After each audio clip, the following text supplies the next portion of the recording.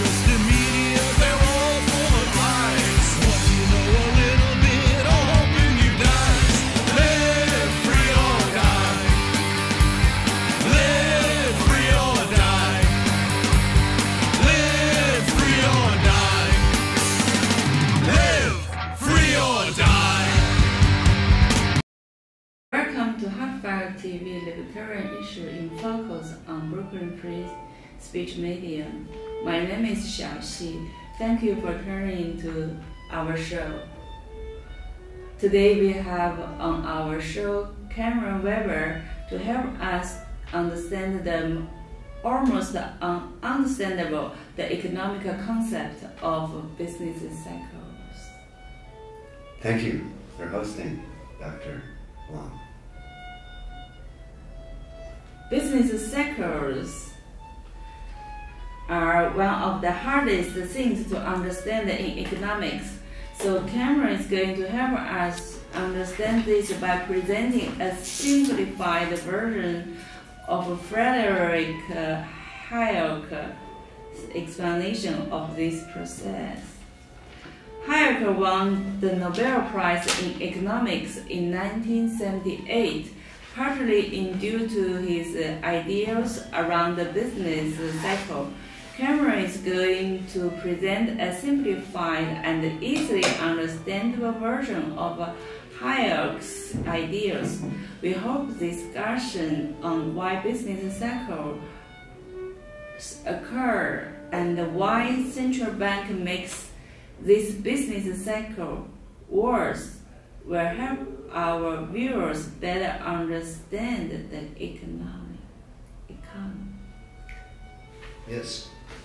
Well, thank you for having me on the show again. So what we'll be talking about is, like Dr. Long said, is business cycles. So there's two different views on business cycles. One is that business cycles are a natural phenomenon and therefore then should be allowed to occur. Another is that business cycles are man-made phenomena and therefore then can be corrected by man. Hayekians, like myself, free market economists, we believe in the creative destruction of the market and think that interventions, in fact, make business cycles worse. And so that's what we're going to talk about today, is how interventions can make business cycles worse. And this is what Hayek, like Dr. Long said, Professor Hayek won the Nobel Prize in 1973, I think, for his monetary explanations of the business cycle. And just as a quick, what is a business cycle?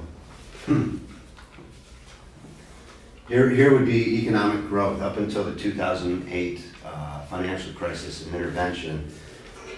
During the 20th century, the economy would grow at 3% a year, real economic growth, 3% a year. And then what you have is a business cycle is you have a boom and a bust, a boom and a bust, and that's the business cycle. And what policymakers try to do is intervene during the downward portion of the business cycle using monetary and fiscal policy, macroeconomic policy, to try to counteract the downward portion of the business cycle. And we've done a whole Hardfire show on called The Problem of Macroeconomics.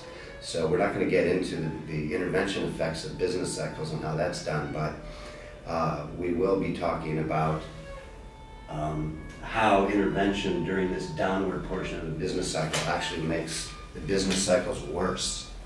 So let's look at that. Yeah, great. You got that? Business cycles. So what we're going to start, we're in the age of capitalism. So the first thing that capitalism is based on is the loanable funds market.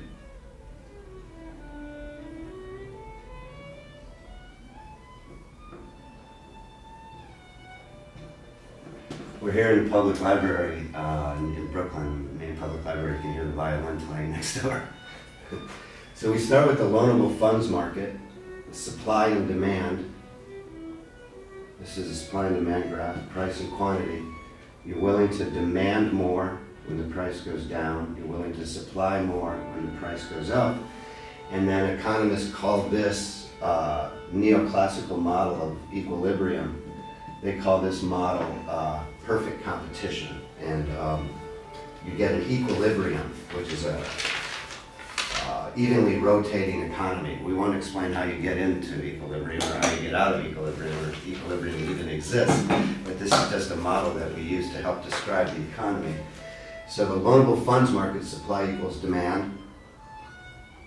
And in the loanable funds market, the supply are savers, people who save money. And then in the demand for loanable funds are borrowers. Or we can call them entrepreneurs as well. People who borrow money to for projects, for capitalist projects. And the quantity would then be, let's say, the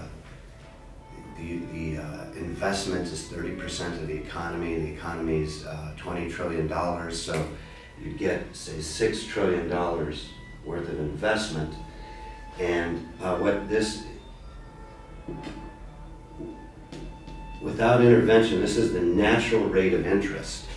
So without any government intervention without any central bank intervention into the loanable funds market, you get a certain amount of investment and a certain natural rate of interest emerges without any intervention. And then what happens, this natural rate of interest in the loanable funds market, where the borrowers and savers exchange time preferences, the savers get paid an interest rate for saving, for waiting. That's the time preference theory of the interest rate. You earn an interest rate by saving, by prolonging expenditures. And then what happens in the economy as the market emerges and allocates resources, what develops is the stages of production.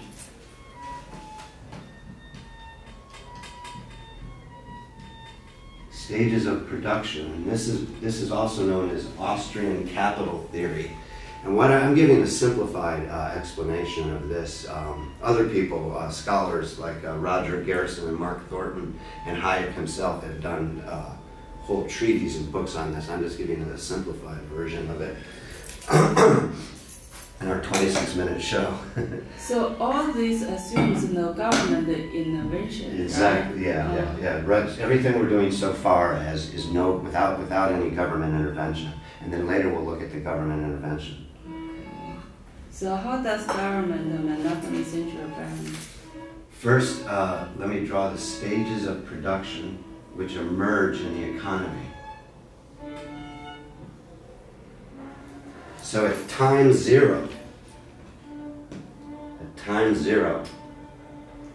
the entrepreneur is looking out into the future, making investment decisions out into the future. And so the longest investment, we'll just call it mining. The original French economists, the physiocrats, believed that all value came from the earth. So we'll start with mining, and then you have something that's called smelting, which is taking the raw material and working with it. And then you have, then you could say robotics or manufacturing. And then you have distribution. Distribution is both retail and wholesale. Yeah? So what emerges in the economy under a natural rate of interest without any government intervention, as entrepreneurs are looking out into the future based on the institutions making long-term investment.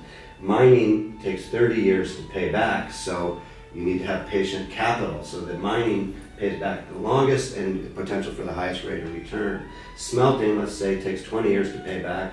Manufacturing, 15 years to pay back. Distribution, let's say, takes 1 year to pay back. And then retail pays back 6 times a year. So the longer the patient capital is out in time, the more interest rate you earn, risk versus return, patient time preference theory of capital. And then you go back in time, then the ultimate result of all of this infrastructure, capital stages of production in the economy, is the final stage here, which is final goods and services. consumption of final goods and services at time zero. So the ultimate form of production, consumption, and distribution is the final goods and services, which of course brings the standard of living. So when you don't have any government intervention, what occurs is the entrepreneurs are then creating these stages of production over time, which then lead to final goods and services in the economy. And so right now, we've created an emerged loanable funds market, natural rate of interest, then creates stages of production, maximizing human well-being through the production of the final goods and services. And then you had a question? So, all this assumes no government intervention. Yeah. How does government monopoly central banking destroy this free market capital structure, and why is harmful? Okay. So what I mentioned that during the downward portion of the business cycle, that's when the central bank intervenes to lower the interest rate. The idea is that if you lower the interest rate during the downward portion of the business cycle, that then entrepreneurs will borrow money and create investment. And that investment will then create jobs, job creation, Keynesian economic job creation, where it's the state's responsibility to create jobs. All this started with the 1945 Employment Act, where Congress made the national government responsible for full employment. And part of that was the creation of the Council of Economic Advisors, who does the president's budget. And then we've also had the central bank since 1914, and the central bank manipulates the interest rate. And by lowering the rate of interest so that the entrepreneur believes that long-term stages of production are now more profitable, right? If you lower the interest rate, then it looks like longer-term stages of production are more affordable, yeah? So that's what the central bank does during the downward portion of the business cycle, is intervene into the loanable funds market by printing money. And what printing money does, paper money, the central bank prints paper money to increase the money supply in order to lower the interest rate by artificially manipulating people's time preferences. The purpose of the central bank intervention is to artificially lower the time preferences so that people make long-term investments. Those long-term investments are supposed to create employment. So what the central bank does then is prints paper money. And what that does, it creates the illusion that you have a new lower rate of interest. So what happens, the supply shifts out, and you'll see then you get a lower rate of interest, right? By printing money, it looks like the supply of loanable funds shifts out, that the entrepreneur now believes that there's a lower rate of interest, and therefore then the quantity of investment shifts out, yeah? So this would be the increased investment encouraged by the artificial lowering of the interest rate, so that then investors and entrepreneurs will then invest in the economy, creating employment during the downward portion of the business cycle. And what that does, what was your question exactly? So how does manipulation of the time preferences by the central bank prolong recessions or... Yeah, how does, right, so what Hayek's observation was that the central bank manipulation of the interest rate during the downward portion of the business cycle actually prolongs the recession and makes the recession worse. And we'll show how that works. So we had, between 2001 and 2007, we had easy money where the central bank is holding the interest rate below the natural rate of interest because there was the dot-com boom and bust up 2000, 2001. So then the central bank's holding down the interest rates 2001, 2006, and that helps create the housing boom. So housing mortgages, instead of mining, we can look at housing mortgages. Housing mortgages are 30 years. Housing mortgages are 30 years. So now, during the 2001 to 2007 housing boom, you're having the central bank hold down the interest rate below the natural rate of interest, encouraging people to invest into housing mortgages that they would not have invested into had not the central bank been manipulating the currency. To say that again, so now people are investing in long-term housing mortgages, investments that they would not have made had there not been the central bank intervention. So you're getting people's time preferences artificially prolonged out into the future because of the artificially low interest rate. So now then at the same time, and it was a perfect storm, at the same time you're getting the Federal Housing Administration asking banks to make half of their loans 0% down mortgages, meaning encouraging people who can't afford mortgages to actually go out and take the loans because the banks are being encouraged to make loans to people who can't afford it. So what happens then is as you have these incentives for individuals to invest in long-term housing mortgages that they shouldn't be, right? Because they can't, half the people can't afford it, and the time preferences are being distorted. So what happens is you get an artificial elongation of the capital structure. As people's time preferences are distorted towards the long term, you're getting much more investment here. So people, because of the artificial elongating of the interest rates, or artificial elongation of the capital structure due to the artificially lowering of the time preferences, you're getting a housing boom. A housing boom during the 2001, 2006, 2007 easy money. Okay? And just like today, we have a dot-com, we have a social media boom. Because of the housing boom and bust, we've had an unprecedented lowering of the interest rate since 2008. And so right now, you're seeing a stock market boom due to the artificial suppression of the interest rate. So today, we have a stock market boom, which is eventually going to crash. But so 2000, 2001, 2002, 2003, 2004, 2005, people are being encouraged to make these long-term loans into housing, creating the housing boom.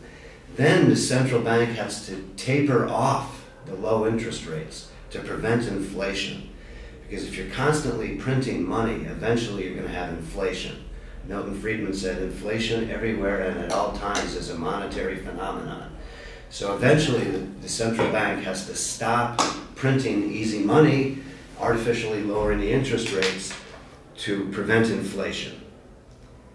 And so when that's done, when the central bank artificially, or then has to increase the interest rate to prevent inflation. So now the central bank is stopping its easy money policies and stopping printing so much money in order to raise the interest rate to prevent inflation. So now you get a second movement as the central bank tapers off the easy money, and you're getting a new higher rate of interest. So now we're, the rate of interest time preference has been artificially manipulated again Before it was easy money, now they have to taper off. So now entrepreneurs, those who have made these housing investment decisions, wait a minute, the interest rate has gone up. This housing is no longer affordable, right? I made an investment that I should not have made. So they're stuck in these long-term investments that they should not have made had they not manipulated the interest rate. So all these people that moved to New York to build skyscrapers, or to Nevada or Arizona to build houses, all of these assets are, it's called malinvestment.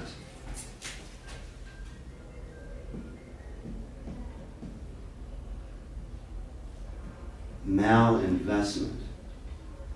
All of these investments into longer stages of production should not have been made, and that's called malinvestment or bad investment.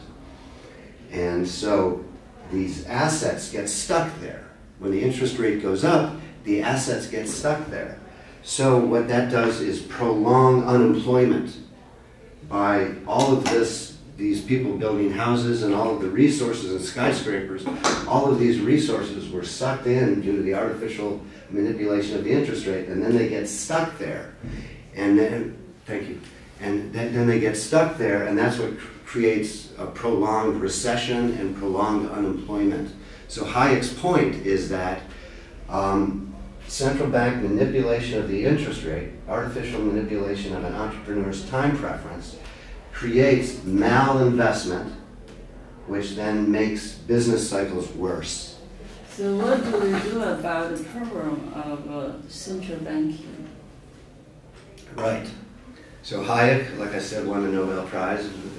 I'm just giving a simplified version of his work. I hope that did you understand it. Hayek studied for many years, 60 years studied monetary policy and history, and the world originally, prior to World War I and the creation of the U.S. central bank, the world was on the gold standard. And so Hayek thought that maybe we should go back to the gold standard, but then realized that that would mean price setting. The gold standard emerged historically through exchange, and to go back to a gold standard after World War II would mean centrally planning the prices of exchange rates. So he realized that he knows that central planning is not possible as individuals with their own individual time preferences make their own individual life decisions. He was against central planning because that would not allow people to self-fulfill their self-determination. So he thought about it, and what he said is what we should do is denationalize the money. Denationalize the money. In other words, don't give central banks a monopoly on currency creation. Allow competition in currencies. Allow Bitcoin to emerge.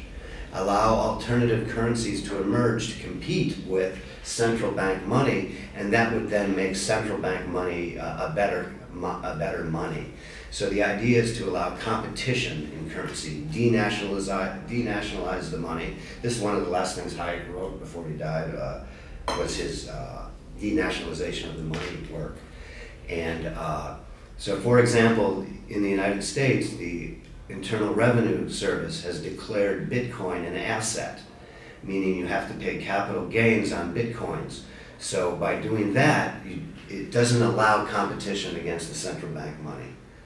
So the IRS purposely made Bitcoin an asset to allow the central bank monopoly to continue, because the central bank monopoly is very good for the banks who get below rates of interest. It's very good for the government because the banks hold U.S. government debt as reserves. So it's a nice, crony, comfortable system for the powers that be. And so, and it hurts everyone else because it devalues the purchasing power of the currency and then creates and prolongs business cycles. So what Hayek said is just allow competition in currency and allow then the natural rate of interest and time preference to emerge. And then you wouldn't have this prolonged recession caused by central bank manipulation. Okay, thank you for watching Hardfire TV on Brooklyn Free Speech media. We will see you next time. Thank If you. you like us, give us a summer. If you like us, donate to her. No, you can see a lot of our shows on YouTube. Thank you. Yeah, we have more than 100 other Hardfire shows on YouTube. Thank you for watching Hardfire TV. See you next time.